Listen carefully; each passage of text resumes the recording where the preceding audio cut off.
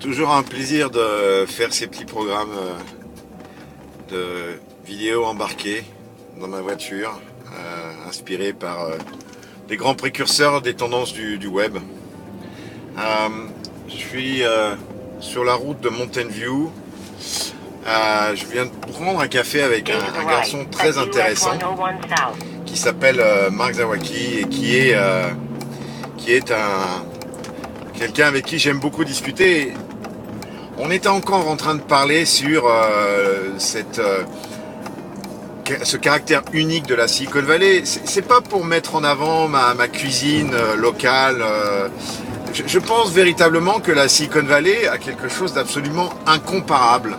C'est incontestable et on peut m'amener tous les graphes que l'on veut, tous les VC de Union Square, de New York, de la Chine, de Russie, d'où vous voulez. C'est très difficile de faire comprendre à des gens qui ne sont pas venus sur le terrain, quand on observe tout ce qu'on peut voir ici à Mountain View, à Sunnyvale. C'est incroyable l'écosystème de sociétés qui sont implantées ici, qui travaillent sur un segment bien particulier, des boîtes avec 20, 50 personnes qui font entre 5 à 15 millions de dollars de chiffre d'affaires et qui couvrent tout le spectre des technologies. C'est assez incroyable. Et en fait, j'avais cette idée pour conclure ce café avec Marc, qui était de dire, il y a une énergie spéciale aussi qui pousse ici, une énergie naturelle qui est un peu liée au caractère complètement aléatoire de la Silicon Valley, qui est longée par la faille de San Andreas. Aujourd'hui, le grand tremblement de terre peut arriver à n'importe quel moment. Il peut...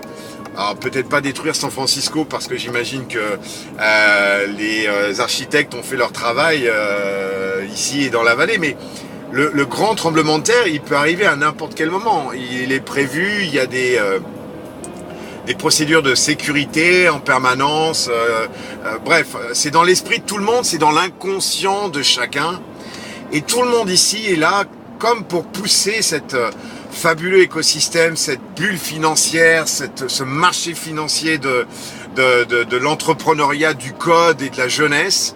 Et tout le monde pousse, comme si on sait très bien que ça ne va pas durer et que tout peut effectivement collapser, comme on dit, du jour au lendemain. Et ça rend ce caractère incroyable, complètement unique de la Silicon Valley, absolument incomparable, absolument, il n'y a pas de comparaison possible.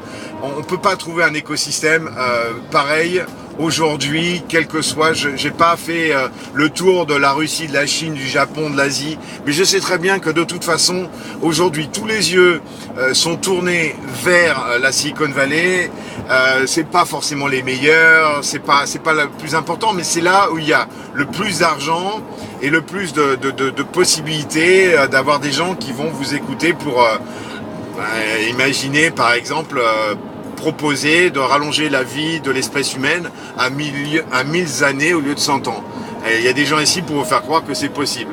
Donc voilà, c'est cette métaphore d'utilisation de cette énergie générée peut-être par ce risque de faille sismique qui peut arriver à n'importe quel moment et qui peut mettre tout à plat pour quelques années.